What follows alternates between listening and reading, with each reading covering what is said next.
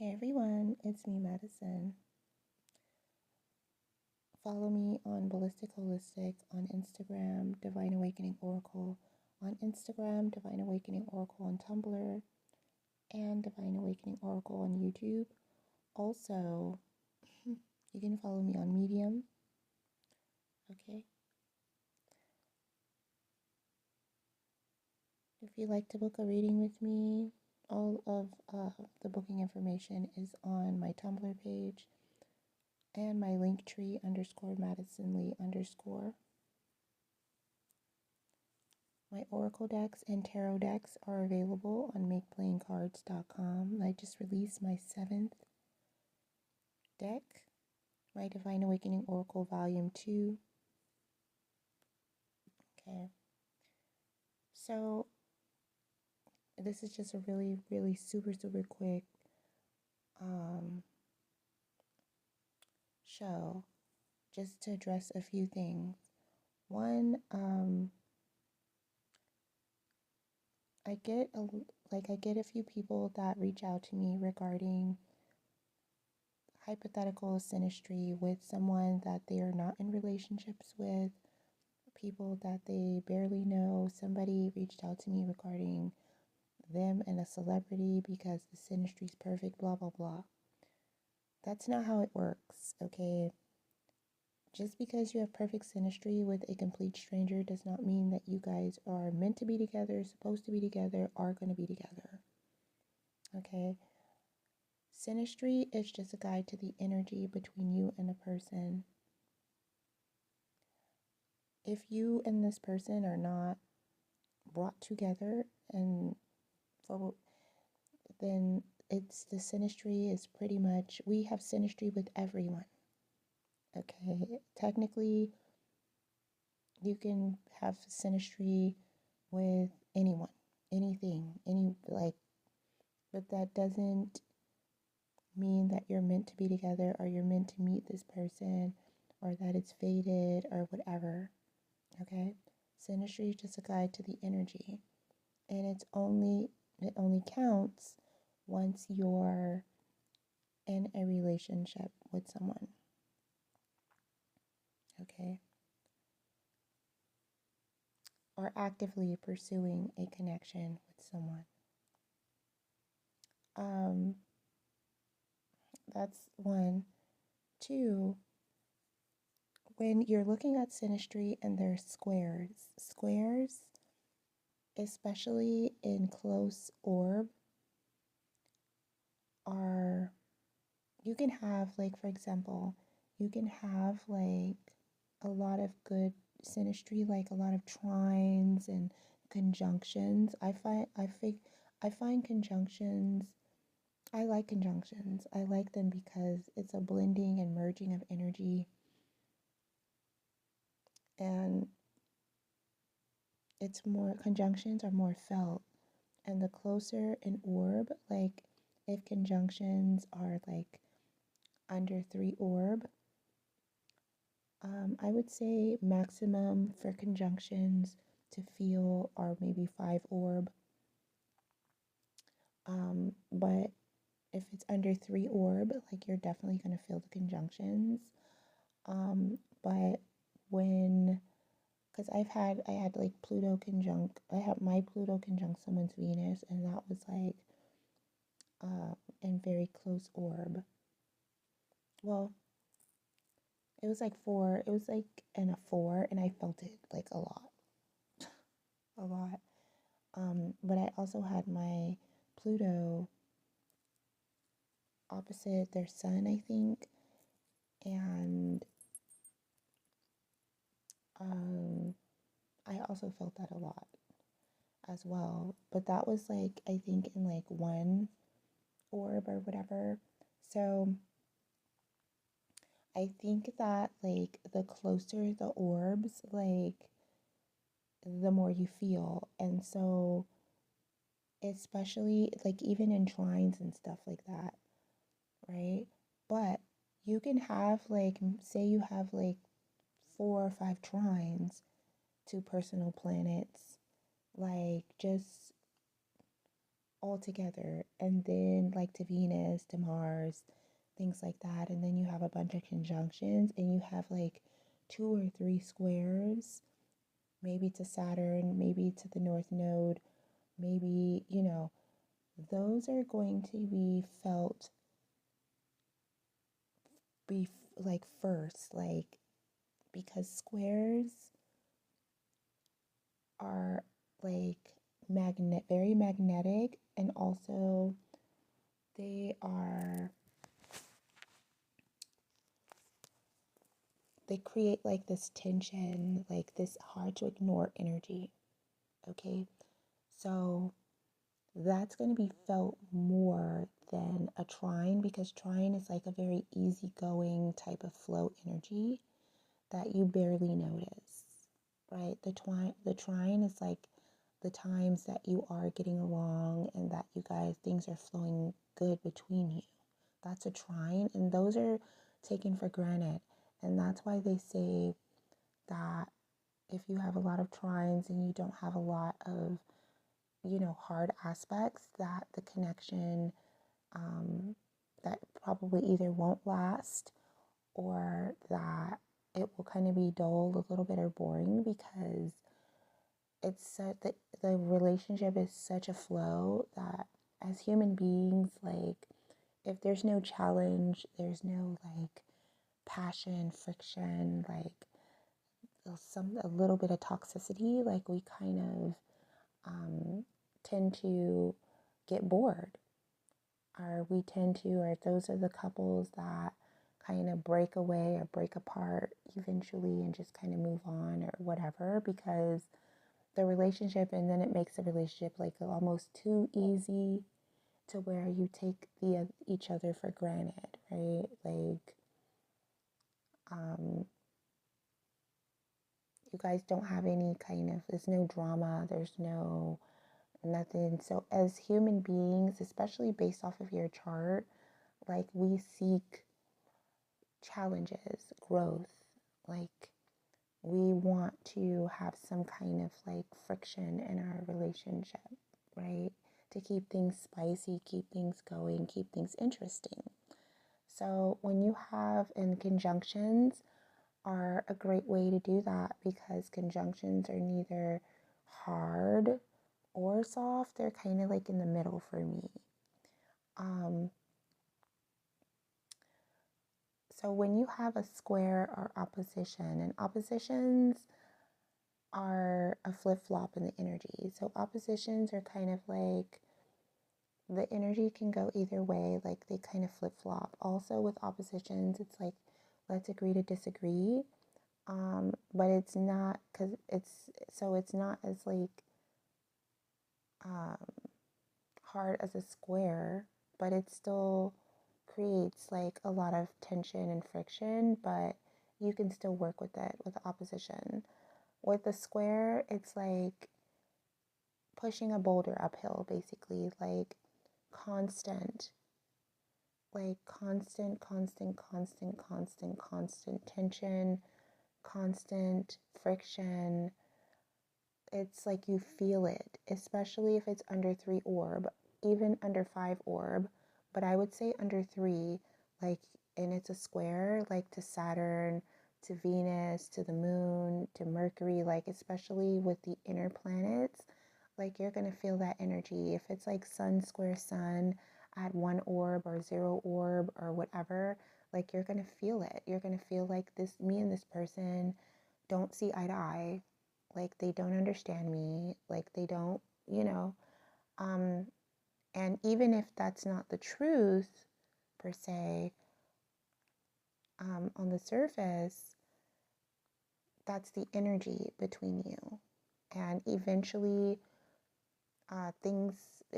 it will show, even if it's a square, and it's like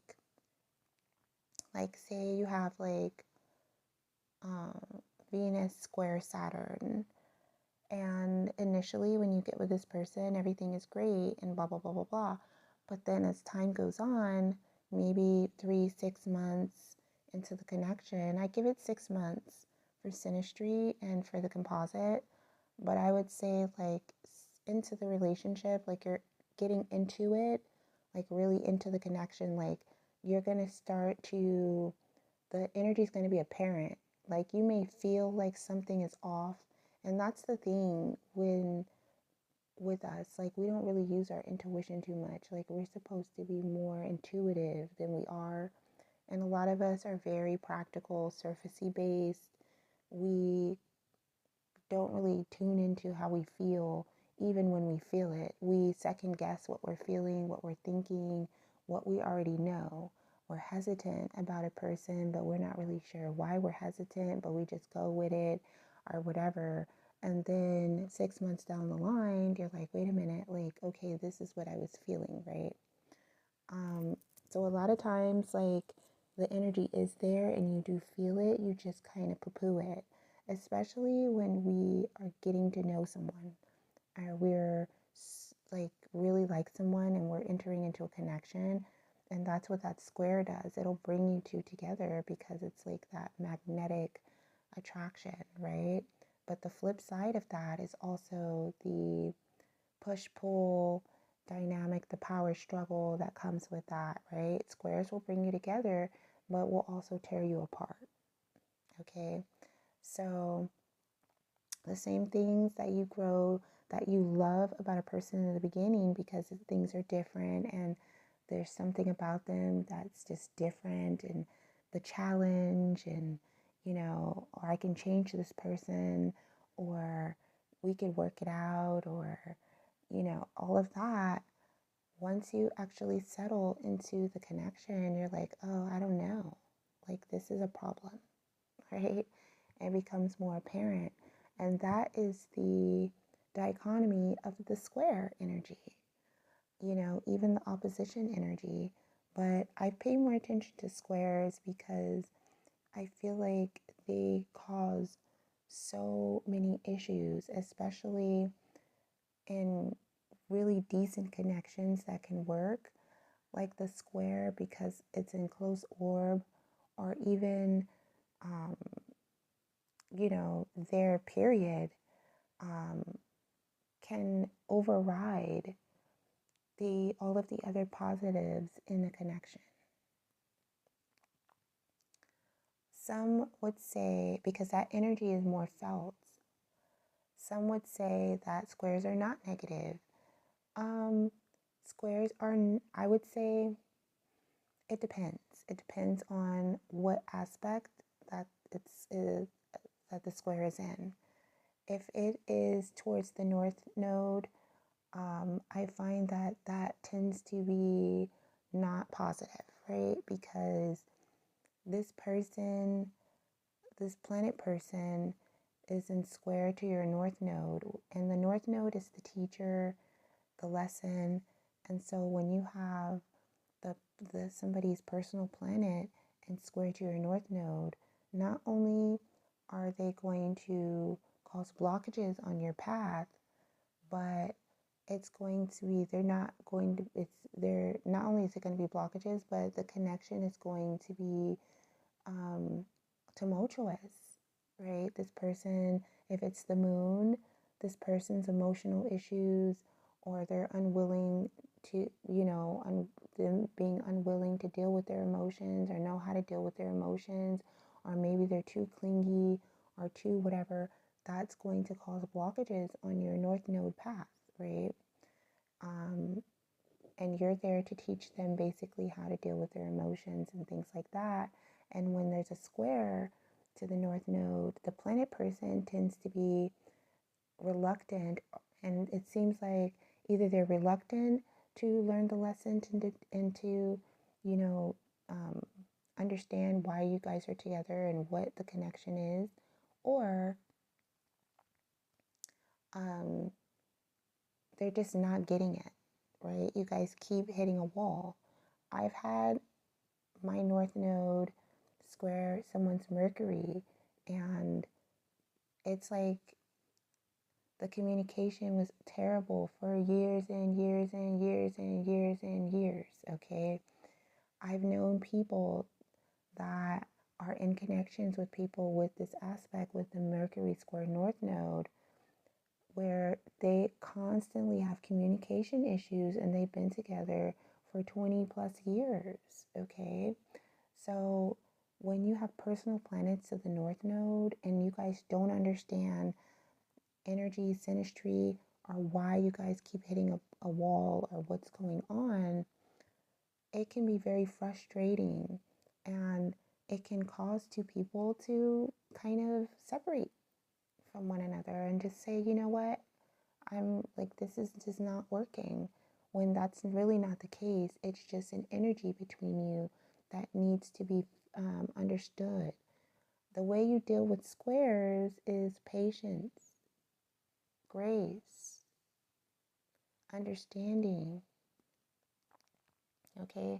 Squares are not there to break you apart and to cause the relationship demise. They're there for learning. They're there to teach you, you know, to have unconditional love and patience and grace and, you know, to show to so you can learn that this is your partner, not your opponent. Okay? That's what squares are there for. They're learning, it's for to learn. And when you know what's happening, when you know that you guys are arguing or that you have communication issues just because whatever, instead of trying to get the person to see things your way or do things your way or whatever, because that's what happens. That's what happens with a square. Because both, you know, both people are like, hey, my way or the highway. Okay? Because it's two planets that have nothing in common, don't, you know, that are facing away from each other, that are kind of like the complete, like not even opposites. They're like not even in the same realm, okay? Trying to, not wanting to work together, okay? Like, not wanting to see the other person's like point of view or understand or have no understanding of the other person. So when you have that square there, it's basically there to teach you both how to get past those hurdles, right? To figure out how to get past those hurdles so that you can have a successful relationship. So when those triggers come up or those issues come up or whatever comes up, whatever the square brings up for you both, that you're able to work with the energy, understand what is going on. I wish that everyone understood synastry and astrology before they got into connections, because I think it would save a lot of connections. And not only that, you know, it would shine a lot of light on why people feel the way they do in their connections or feel the way they do towards certain people. It would take a lot of questioning out of it, because a lot of people are like, should I be with this person? Are they good for me? Are they toxic? You know, a lot of times, like, you're feeling like someone's toxic or whatever. That's that opposition, that square energy, you know, kind of keeping you hesitant, right, about a person when you have all of these other wonderful aspects, you know, for marriage, for kids, for, you know, partnership, that are there that are getting ignored or being poo-pooed because you're feeling like the relationship is toxic, okay, because of these hard aspects. You know, a lot of questioning, like, oh, is this person for me? Like, can I trust this person? Are they really like my person? Is this person my soulmate or not? Right? And so, you know, soulmate, synastry, fated connections, you know, are going to have squares. They're going to have oppositions. They're going to have those hard aspects, because those are those lessons that you need to learn to overcome, so that you can have something sustainable, are there. It's not going to be easy flow relationships. You know, some people think that, oh, this is not my soulmate because we're arguing all the time, or because of this or because of that, but that's not true. Okay. So, and also you want to look at how you deal with certain energy as well based off of your chart. You know, study your chart first, study your person's chart, and then do the synastry. When you're just looking at like synastry, you know, that's like you need to learn your natal chart. Read your chart, learn your chart, learn you first. Okay? Then look at your potential partner's charts and see, you know, what's going on with them, right? So that you can have some kind of, you know, empathy or maybe understanding of who they are as a person, how they deal with energy, you know, just an understanding of them, okay? So that they can feel seen, they can feel, and then you don't take a lot of things personally because you're like, okay, well, this is just how this person is natally. And then we have the synastry. Now it's up to you. You can be like, well, fuck that. They better, I don't care about that, whatever. That's, hey, it is what it is, right? If that's your take, maybe you know, maybe relationships, you know, maybe you need to do a little more work when it comes to how you view connections, okay? It's not about power. It's not about controlling another person. It's not about projections. It's not about a person being who you want them to be, acting the way you want them to act, talking the way you want them to talk, okay? It's about accepting the other individual wholeheartedly, 100% for who they are and what they bring.